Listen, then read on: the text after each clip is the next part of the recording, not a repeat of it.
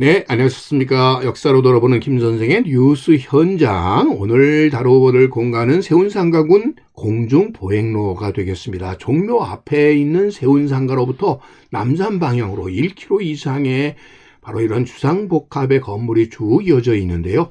이 건물 사이를 지금 육교처럼 이렇게 연결한 것이 바로 이 공중보행로가 되겠는데요.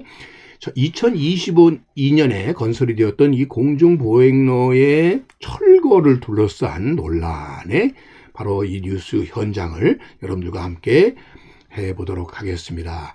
자, 이러한 세운상가 군 건물이 들어설 수 있게 된 것은 바로 2차 세계대전 말기에 있었던 일본 본토에 대한 미 공군의 폭격과 관련이 깊습니다. 일본 본토에 대해서 이 미군이 직접적인 공격을 가게 되면서 도심지가 전소되는 것을 방지하기 위해서 일종의 방화띠 공간을 마련했었던 바로 이 소개 공지 정책과 관련이 깊다라고 보시면 되겠습니다.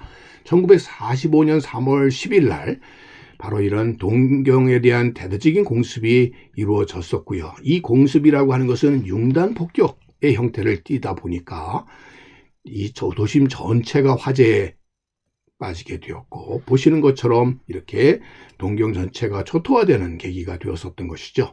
자, 이러한 도심 공격에 대비를 해서 대화재를 막기 위해서 종묘에서부터 시작을 해서 남산 필동 지역에까지 남북으로 한마디로 방화띠를 이루는 이런 소개 정책을 취하게 되었었던 결과로서 나타나게 된 것이 오늘날의 이 세운상가군이다, 이렇게 보시면 되겠습니다. 보시는 것처럼 종묘에서부터 남쪽으로 내려가는 데에는 이렇게 밀집된 도심의 주택지 상가 지역들이 형성이 돼 있다 보니까 대화재가 일어나게 되면 결국 도심 전체가 화재에 휩싸일 수밖에 없었다는 것이죠. 그래서 이를 막기 위해서 동서간의 도로와 더불어 종로, 청계천로와 더불어 남북 간에 바로 이러한 방화띠 공간을 마련하게 되었다라고 보시면 되겠고요. 그것이 바로 이 소개 정책이 되겠습니다. 그래서 오늘날의 종묘공원 앞에서부터 남산 방향으로 이르는 이 지역을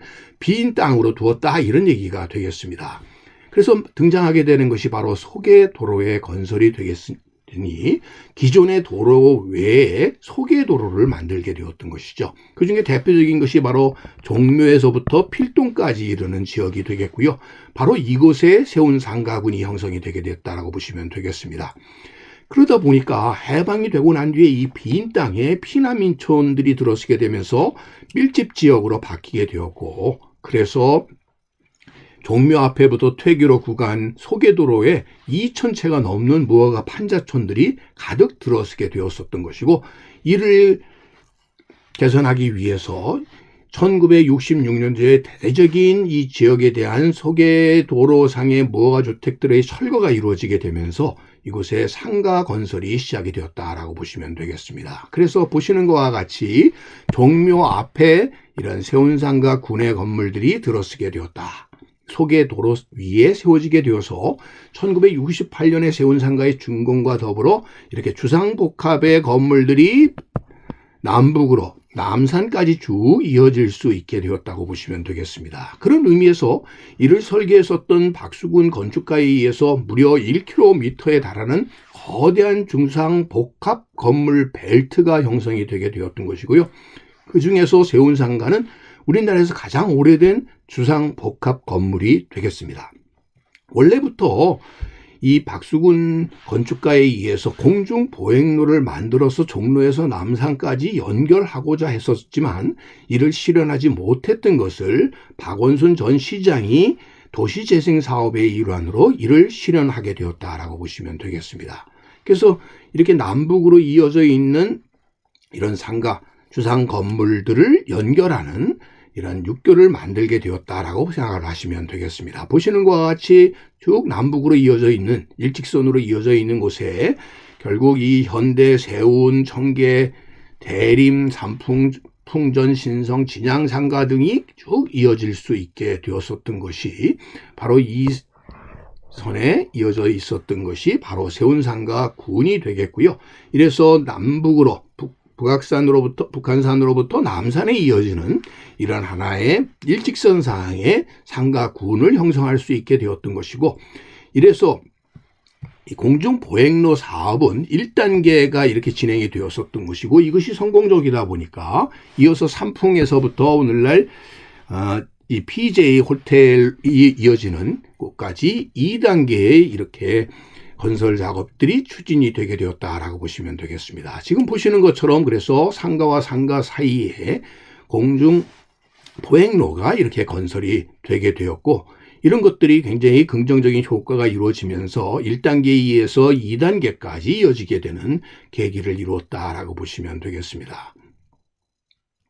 자, 이렇게 함으로써 창덕궁에서부터 시작해서 남산까지 이어지는 하나의 세운상가군이 생산업의 새로운 허브로서 이렇게 자리 잡을 수 있도록 하기 위해서 지금 보시는 것처럼 공중보행로가 이렇게 건설이 되게 되고, 주변 지역은 도시 재개발에 의해서 초고층의 건물군으로 이렇게 바뀌어 나가는 작업들이 이루어지게 되었고, 최종적인 목표는 이곳을 재개발해서 이 소개도로 자체를 이제 녹지 생태 도심으로 이렇게 전환시키려고 하는 것이 최종적인 목표였다고 보시면 되겠습니다. 그러나 이것이 철거가 되는 정책이 추진되는 과정에서 기존에 들어갔었던 엄청난 재원을 통해서 건설되었던 것을 철거하는 것이 과연 옳은지에 대한 찬반 논란이 거듭되게 되었던 것이, 그래서 오늘날까지도 이것에 대한 확정적인 철거 계획들이 논란을 거듭하고 있는 뉴스의 현장이 되고 있는 것이